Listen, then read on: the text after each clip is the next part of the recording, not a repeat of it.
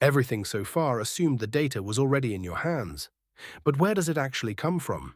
Underneath healthcare runs an invisible, multi-billion-dollar market whose entire job is to turn moments of care into products you can license. You never see it, no patient sees it. But it quietly answers the question every founder eventually hits like a wall. How do I even get the data? This chapter draws the map, and it starts, like everything else, with one visit. Here is the journey drawn. Your visit is captured in an EHR, an Epic system, say, or an Oracle Health one.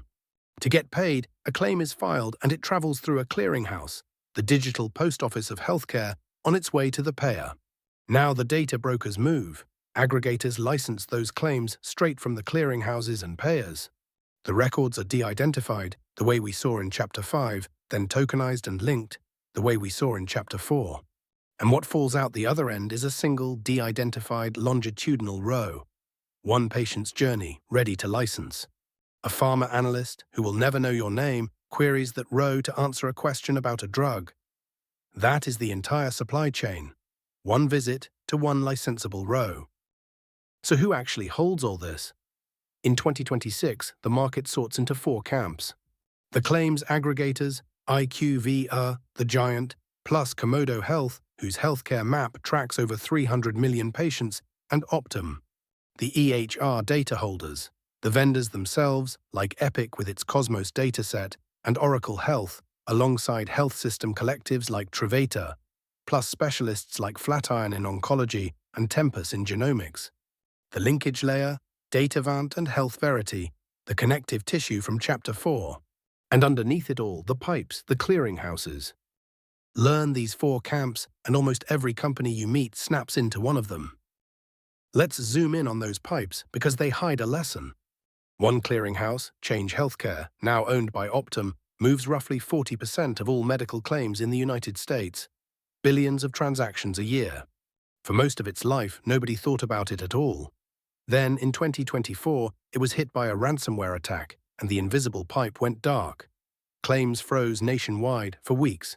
Providers couldn't get paid. Some nearly went under. It was a brutal lesson in concentration risk. When one hidden node carries half a country's claims, it is a single point of failure. The pipes are invisible right up until the moment they break. Now, how does everyone get paid, and who pays whom? The aggregators buy claims wholesale from clearinghouses and payers, package them, and license the result to pharma. The collectives play a different game.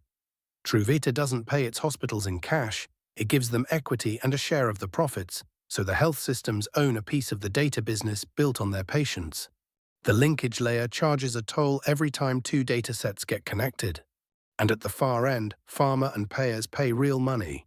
A single data feed can run hundreds of thousands to millions of dollars a year, and the big master agreements run into the tens of millions. That anonymous little row you started with? It is the atomic unit of a multi-billion-dollar market.